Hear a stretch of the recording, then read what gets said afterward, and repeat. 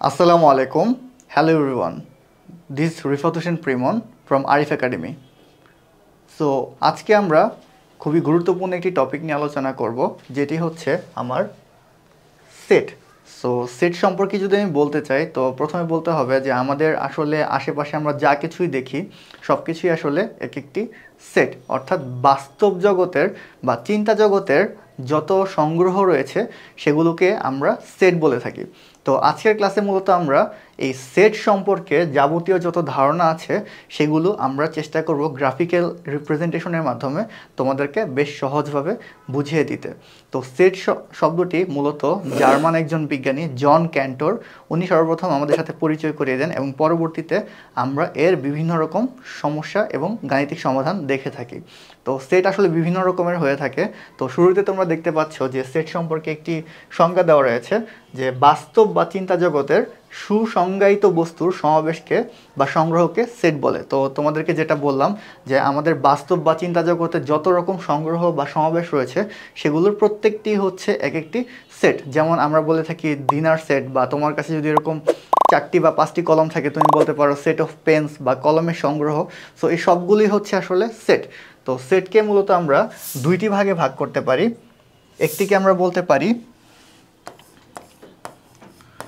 সসীম সেট এবং অন্যটিতে বলতে পারি অসীম সেট।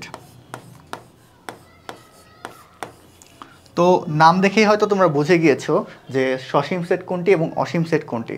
সসীম সেট হচ্ছে সেই ধরনের সেট যেগুলোকে আমি সংখ্যায় গণনা করতে পারি বা গণনা করে সেটি আমি প্রকাশ করতে পারি, কিন্তু অসীম সেটের আসলে নির্দিষ্ট কোনো সংখ্যা বা গণনা নেই, অর্থাৎ এটি হচ্ছে সীমাহীন, একদম অসীম। সো এখানে সংজ্ঞা দেখতে পাচ্ছ যে সেটের উপাদানসমূহকে গণনা করে নির্ধারণ করা যায় তাকে সসীম সেট বলে। যেমন 2 থেকে আমার 98 পর্যন্ত একটি সিরিজ দেখতে পাচ্ছ, এই পুরো সিরিজটাকেই আমি সসীম সেট বলতে পারি। আর সেটকে সাধারণত আমার ইংরেজি বর্ণমালার বড় হাতের অক্ষর দিয়ে প্রকাশ করা হয়, অর্থাৎ আমি এই যে এখানে দেখতে পাচ্ছ ই, এটা সবসময় ক্যাপিটাল হবে, এটা কখনো এটা হবে না। অর্থাৎ সেট যদি আমি প্রকাশ করতে চাই সবসময় আমাকে ক্যাপিটাল ওয়ার্ড ইউজ করতে হবে, স্মল ওয়ার্ড ইউজ করা যাবে না। ওকে, সো নেক্সট স্লাইডে চলে যাচ্ছি। সো এখানে দেখা আছে যে সেটের উপাদানসমূহ গণনা করে শেষ করা যায় না তাকে অসীম সেট বলে, যেটি আমি অলরেডি বলেছি। যেমন এখানে দেখতে পাচ্ছ n = 2, 4, 6 এবং এখানে ডট ডট দেওয়া হয়েছে, দ্যাট মিন্স এই সিরিজটা ক্রমান্বয়ে চলবে। সো এটা হচ্ছে আমার একটি অসীম সেট। সো যে সেটের কোনো উপাদান নেই তাকে ফাঁকা সেট বলে। সো ফাঁকা সেট আমি মূলত এভাবে লিখে থাকি, এই যে এখানে দেওয়া আছে। সো এরকম চিহ্ন যদি থাকে অথবা আমি সেকেন্ড ব্র্যাকেট যদি এভাবে দিয়ে থাকি তাহলে সেটাকেও আমার ফাঁকা সেট বলা যায়, অর্থাৎ যে সেটের আসলে কোনো উপাদান সংখ্যা নেই বা the set has no element, অর্থাৎ এটার কোনো উপাদান নেই, ভিতরে কোনো কিছুই নেই। সো এটাই হচ্ছে আমার ফাঁকা সেট। ওকে, সো নেক্সট স্লাইডে যদি যাই, লেখা আছে কোনো সেট থেকে যতগুলো সেট তৈরি করা যায় তাদের প্রত্যেকটিকে সেই সেটের উপসেট বলে। সো উপসেট বোঝার জন্য আমার মনে হয় আমি যদি একটি গ্রাফিক্যাল প্রেজেন্টেশনের মাধ্যমে তোমাদেরকে বুঝাই তাহলে এটি তোমরা আরও স্পষ্টভাবে বুঝতে পারবে। সো গ্রাফিক্যাল প্রেজেন্টেশনের মাধ্যমে এখন আমি তোমাদেরকে সেটের ব্যাপারটি দেখিয়ে দিব। সো এখানে আমরা দেখতে পাচ্ছি একটি গ্রাফিক্যাল রিপ্রেজেন্টেশন।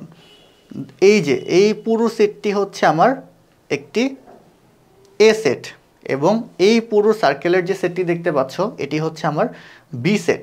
সো এখানে লেখা আছে B is not subset A. So আমি ফার্স্টে একটু বলে রাখি যে আমরা যখন কোনো কিছুর উপসেট বুঝাবো তখন হচ্ছে আমি এভাবে একটি চিহ্ন দিব, এবং যদি কোনো কিছু উপসেট না বুঝাই তখন হচ্ছে ইজ নট সাবসেট চিহ্নটি ইউজ করব।